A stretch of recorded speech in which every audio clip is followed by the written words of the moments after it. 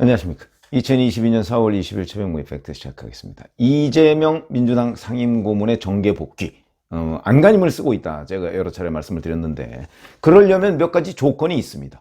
본인이 빨리 당에 무엇인가로 복귀를 해야 되는 거예요. 아니면 뭐 배지를 단다든가. 그 다음에 또 하나의 조건, 그거는 바로 검수완박이 완결돼야 되는 거죠. 그렇게 되어 검찰의 수사를 일단 당분간이라도 피할 수 있는 거 아니겠습니까? 그 피할 수 있는 그 기간을 벌고 대신 본인은 당직을 맡든가 아니면 민주당과 빨리 이재명을 일체화시켜서 민주당이 이재명 상임고문의 수사에 대해서 총력 대응하게 만드는 것, 이런 조건들이 다 갖춰져야 되거든요. 근데 그런 것들이 하나 둘씩 꼬이기 시작한다. 뭐 이런 조짐들이 있어서 한번 무엇이 있는가 이걸 살펴보겠습니다. 우선 첫 번째가 이재명계의 김남국 의원 등이 서울시장에 출마하세요라고 얘기했던 송영길 전 대표 전략공관이라는 데에서 아예 배제를 해버렸습니다. 그러니까 물론 최종적으로는 비대위 비상대책위원회의 추인을 받아야 됩니다. 근데 오늘 오전에 비대위에서 이 문제를 논의를 했는데 결론이 안 났습니다. 그래서 아마 오늘 밤에 다시 결론을 낸다 뭐 이런 얘기를 하는 모양인데, 찬반 의견이 팽팽했다. 그 얘기는 곧 당내에 반 이재명 세력도 상당히 있구나 뭐 이런 의미로 받아들여진다. 이건 이재명 후보의 정계복귀, 이재명 상임고문의 정계복귀와 관련해서는 매우 부정적 기류죠. 그런데 여하튼 간에 원래 이재명 상임고문은 송영길 전 대표도 대선 패배의 책임이 꽤 있는 사람입니다. 그 사람으로 슬쩍 간보기를 해서 일단 서울시장 후보로 나오게 한 다음에 본인이 그런저런 거에 묻어서 정계에 슬쩍 복귀하려고 했던 것 아닌가, 저는 그렇게 보는데 그것이 지금 삐그덕거리고 있다 이렇게 볼 수가 있고요. 그런데 이렇게 되면서 결국 내분만 일으킨 셈이 돼버렸습니다. 내분을 외부에 드러낸 셈이 돼버렸죠.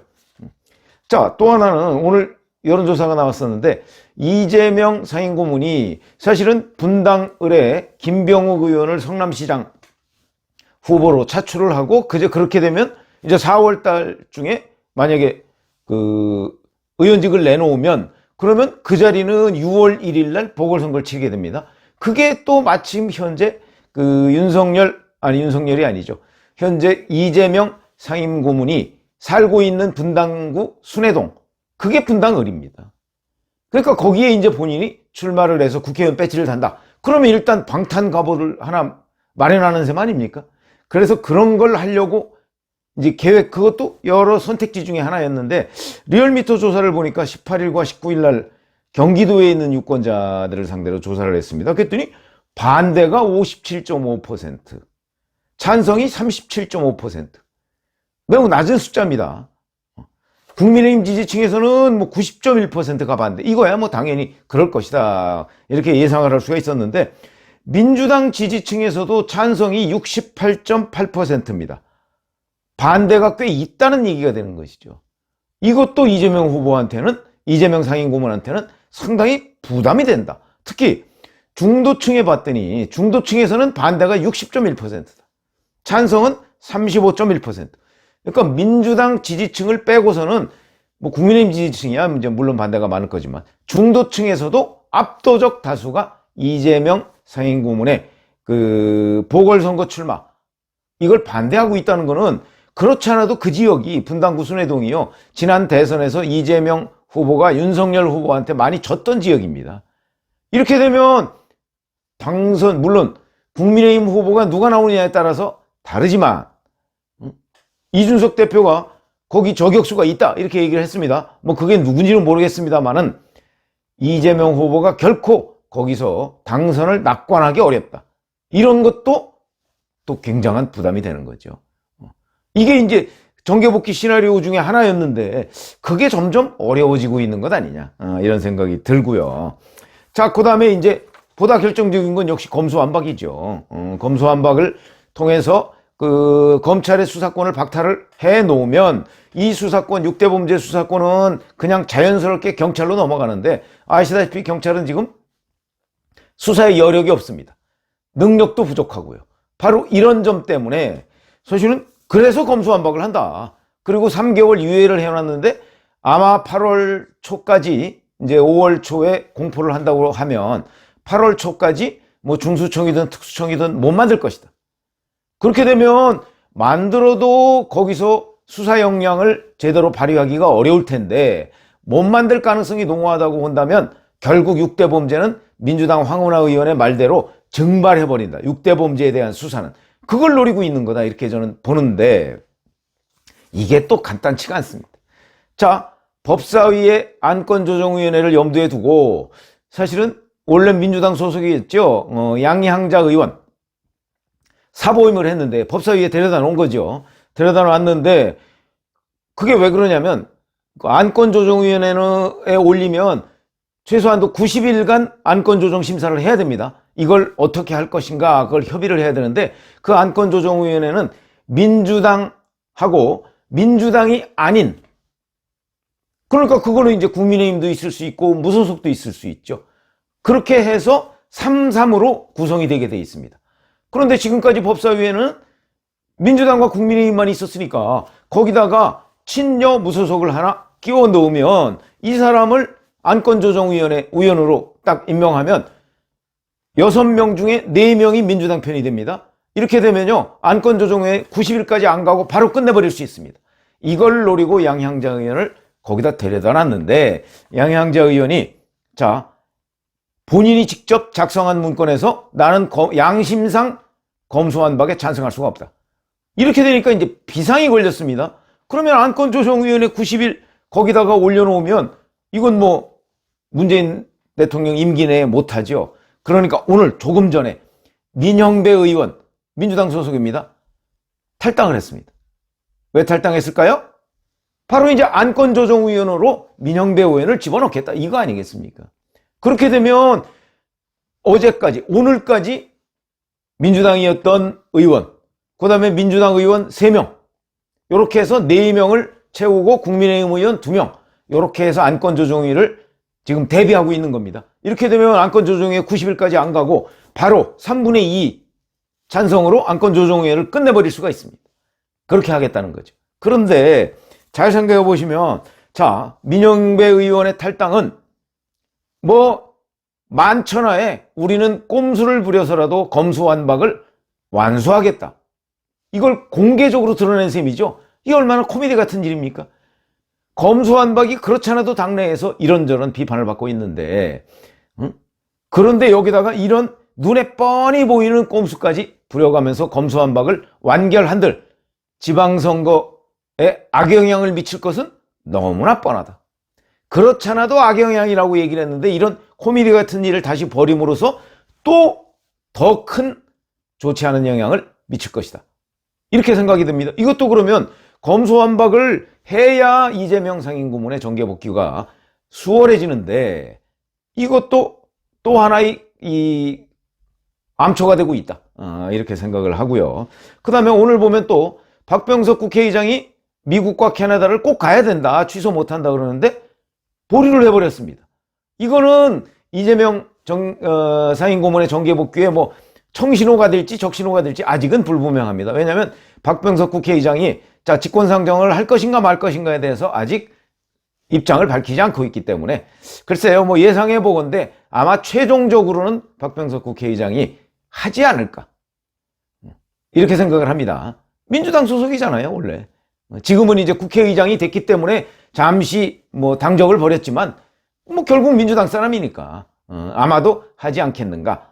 뭐 이거는 이재명 상임고문의 정계복귀 그 과정에 뭐 굉장히 부정적인 기류는 아닙니다만 어찌됐든 간에 보류했다.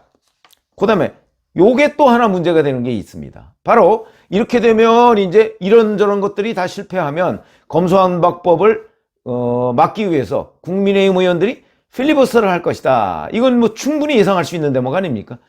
그럼 필리버스터를 또 종료시켜야 되는데 종료시키려면 180석이 필요하거든요. 민주당이 현재 172석이죠. 이제 민형배 의원 탈당했으면 171석이죠. 그건 뭐 민형배 의원은 정신적인 민주당원이니까. 그리고 친여 무소속들이 있습니다. 이 사람들 다 합쳐도 한 명이 부족합니다. 그래서 이제 권은희 의원, 국민의당이죠. 안철수 국민의당. 아직도 국민의당입니다. 근데 오늘 아침에 또 본인은 검수완박에 찬성한다. 경찰 출신이거든요. 그러다 보니까 검수완박에 찬성한다. 이렇게 얘기를 했습니다. 아마 국민의당에서 조만간에 출당, 제명을 할 것으로 보입니다. 그렇게 되면 권은희 의원을 하나 이제 확보했으니까 180석이 된다. 그러면 이제 국민의힘에서 설령 필리버스터를 하더라도 그걸 강제로 종료시킬 수 있다. 이렇게 희희낙낙하고 있었는데 갑자기 또 그 친여 무소속 의원 중에 한 명이죠. 조정훈 의원이라고 있습니다. 시대전환이라는 정당입니다. 오늘 아침에 페이스북에다가 이런 글을 올렸습니다. 검수완박이 완수된다고 해서 정말 부패 권력 척결이 가능할까? 견제받지 않는 권력에 대한 개혁은 반드시 필요하다. 다만 지금 논의되고 있는 검수완박은 개혁이 아니라 권력의 이동에 가깝다. 이러면서 반대 입장을 밝혔습니다. 그럼 다시 또 180석 권은희 의원의 합류로 180석 확보했다. 이렇게 희희낙낙 했는데 조정훈 의원이 이탈함으로써 이 또 어떻게 될지 모르는 또다시 179석으로 내려앉는, 그리고 양양자 의원이 또 어떻게 될지 모르는, 검수완박 반대하는 것으로 봐서는 양양자 의원도 필리버스터 종료에 과연 찬성을 할까? 애매해졌죠. 거기다가 제가 말씀드리는 거는 양양자 의원 같은 양심상 도저히 나는 여기에 찬성하지 못한다. 국민의힘의 필리버스터에 반대한다. 그걸 강제로 종료시키는데 찬성한다는 거는 검수완박에 찬성한다는 거하고 같은 얘기거든요. 그럴 경우에 또다시 양심적인 의원이 나올 수도 있다. 민주당 내에서. 간당간당 하는 겁니다. 이게. 필리버스터를 과연 종료하는 180석을 확보할 수 있느냐 없느냐 하나 차이로 왔다 갔다 하니까 간당간당한다. 이렇게 되면 이것도 이재명 후보한테, 상임고문한테는 부담이다. 그렇지 않아도 검수완박에 대한 국민들의 시선이 따갑고 이걸 하면 결국 지방선거에 폭망한다. 이런 분석이 많은데 그럼에도 불구하고 무리하게 밀어붙였는데 그 조건이 제대로 지금 성립이 안 되고 있다. 굉장히 초조할 것이다. 이렇게 생각을 하고요. 자, 이제 이게 만약 검수완박이 안 된다면 사실은 검찰에서 이재명 후보와 관련한 수사 하겠지요. 아마 설령 되더라도 8월 초까지는 일단 유예를 해놨으니까 그동안에 끝낼 수 있는 수사도 저는 있을 거라고 봅니다. 그것도 또 부담이 되고. 자, 그럼 검수완박이 이재명 상임고문의 시나리오처럼 다 완수가 됐다. 그럴 경우라도 윤석열 당선인이 무슨 대책이 있을 것이다. 제가 이렇게 말씀을 드렸죠. 왜 윤석열 당선인이 침묵하느냐, 검수완박에 대해서. 물론 어저께 인수위원회는 입장을 밝혔습니다. 그러니까 인수위원회가 과거에 4월 8일인가요? 유상범 의원이 한번 4월 13일인가에 하여튼 한동훈 법무장관 후보자 지명한 그날 오전에 유상범 인수위원이 한번 검수완박에 대한 반대 입장을 밝혔었고, 어제 정무사법행정분과 인수위원들이 일동명의로 밝히긴 했지만 윤석열 당선인은 거기에 대해서 아직 직접적으로 코멘트를 안 하고 있습니다. 왜? 만약에 검수완박이 이루어진다면 나는 나대로 대책을 세우겠다. 그 대책이라는 게 뭐겠습니까? 7월 25일 날 취임하는 새 경찰청장. 이거는 윤석열 당선인이 뽑을 수 있으니까 그 사람을 정말 수사의 베테랑으로 뽑아서 그 사람 지휘 아래 수사 공백이 없도록 경찰을 꾸리는 방안. 태스크포스를 만든다든가 이래서 전국 12만 명 중에 유능한 경찰관들을 뽑으면 검찰 정도 안 되겠습니까? 이런 대책을 가지고 있는 것 아닌가. 저는 그렇게 이제 짐작이 되는데, 여하튼 이런 것들이, 이런 이재명 정계 복귀 시나리오가 다 완성돼서 이재명 상임고문이 정계에 복귀한다고 할지라도, 그리고 검수완박으로 검찰 수사가 못하게 된다 이렇게 막히더라도 윤석열 당선인은 대책이 있을 것이다. 그 대책은 여러 가지가 있을 수 있다. 그렇다고 윤석열 당선인이 무슨 꽃놀이패를 가지고서 있는 건 아니라고 보지만, 여하튼 임시 방편으로 그 수사 공백이 없도록 조치할 수는 있다. 저는 그렇게 봅니다. 그런 관점에서 본다면 적어도 이재명 상임고문이 정계에 복귀해서 수사를 맡고 그다음에 그 본인이 뭔가 역할을 하려고 한다. 그리고 저 민주당을 이재명의 당으로 만들겠다 하는 그 계획들이 자꾸 꼬여간다. 그리고 곳곳에 아직도 변수가 많다 하는 관점에서 본다면 이재명 상임고문이 얼마나 초조할 것인가 능히 짐작이 되고도 남는다. 자, 이렇게 돼서 이재명 상임고문은 정계 복귀에 성공할까?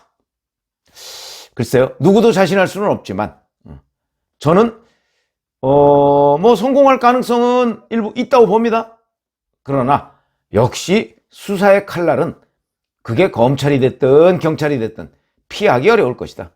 이렇게 생각이 들고요. 조금 뭐 진정 과정을 한번 같이 지켜보시면 이재명 상임고문의 정계 복귀 시나리오가 정말 시나리오대로 착착 맞아 떨어질 것이냐. 근데 제가 오늘 말씀드린 내용은 그게 아니고 자꾸 꼬여만 간다. 이런 이제 조짐들을 제가 그 설명을 드렸는데 실제 그 정계 복귀 시나리오가 그 시나리오대로 될지 그건 조금 더 지켜보시죠. 저는 뭐 하여튼 될 가능성도 있다고는 봅니다만 그 후에 수사를 완전히 피하기는 현실적으로 어려울 것이다.